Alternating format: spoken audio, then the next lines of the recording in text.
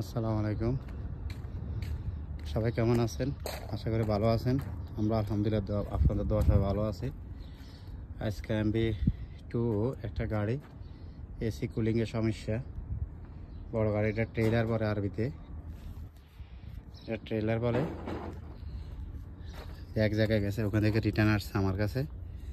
এখন আমি এটা চেক করে এটা লিকেজ পাই না, লিকেজ পাইলাম কুলিং চেম্বারের ভিতরে। এখন কুলিং চেম্বার খুলতে গিয়ে পুরো ড্যাশবোর্ড খুলতে হয়েছে আমার। এই সব গাড়ি ফানির গাড়ি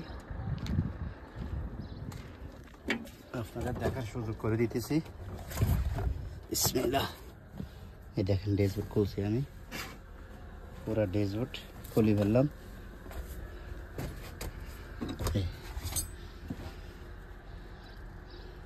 এখানে কুলিং চেম্বারটা বসে, এগুলো কারেন্টের লাইন।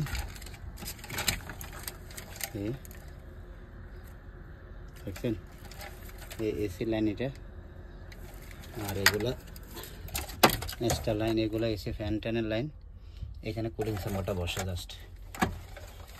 এই জায়গাটা দেখুন কি ময়লা হয়েছে, অতিরিক্ত ময়লা। হ্যাঁ, এখানে এটা ফিউজ বোর্ড, এটা পুরো একটা রুমের মতো। এখানে ড্যাশবোর্ড রাখছি আমি, মাল সামানা রাখছি। এখানে আবার ঘুমায়, এখানে নিচতলায় ঘুমায়, আবার উপরের তলায় একটা সিট আছে, এটা সিট। এখানে সিট আছে, এখানেও ঘুমায়। দুইজন মানুষ যখন থাকে তখন এটা এখানে ঘুমাইতে পারে, থাকতে পারে রাত্রে। এখন এটা ওকে করার জন্য চেষ্টা করতেছি। কয়তলা সিনি এটা? একতলা। কুলিং চেম্বারটা এখানে, এটা কুলিং চেম্বারটা বার করলাম। এখানে ভিতরে থেকে কুলিং চেম্বারটা বার করব। এটা পানির, আর এটা নিচে কুলিং, এটা কুলিং। এটা এখানে লিক, এটা 5 কার্ডই বার করতে হয়েছে আমার, এটা খোলে না, তাই 5 কেটে বের করতে হয়েছে। দেখছেন এটার ময়লার অবস্থা দেখেন, এটার ময়লা, এত ময়লা। একটা করলাম, এটা পানির ট্যাপ,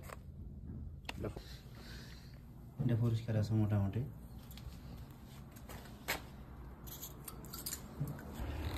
আলহামদুলিল্লাহ তেলটা ফিটিং করলাম। কুলিং চেম্বার দেখেন ফিটিং হয়ে গেল। এখানটা বসে দিছি, এখন এটা ফিটিং করব। ভিতর নিচে প্রেসার, হাওয়ার প্রেসার দিছি, লিক আছে কিনা চেক করতেছিলাম। প্রেসার দিছি প্রায় 300-এর কাছাকাছি। নতুন ফিল্টার লাগাইছি, নতুন ফিল্টারটা নতুন লাগাইলাম।